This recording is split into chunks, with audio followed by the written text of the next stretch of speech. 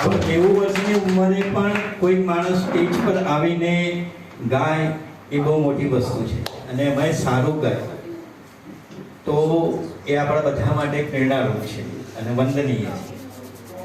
બીજું એ અમરીશ પરીખની પાર્ટી ચાલતી હતી, જે મ્યુઝિક રશિયાઓ છે એમની સાથે એ જોડાયેલા હતા, મેનેજમેન્ટનું ને બધું કામ કરતા હતા.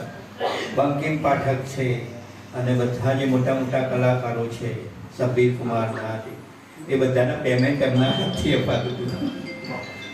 અને એક સમયે નવસાદ મિયા અમદાવાદ આવ્યા હતા અમરીશભાઈના શોમાં હાજરી આપવા. ત્યારે 2 દિવસ નવસાદજી એમના બંગલામાં રહ્યા હતા, અને એમની સાથે એ અહીંયા આજુબાજુની જે સારી મસ્જિદો છે ત્યાં આગળ એ દર્શન કરવા માટે એમની ગાડીમાં લઈ ગયા હતા.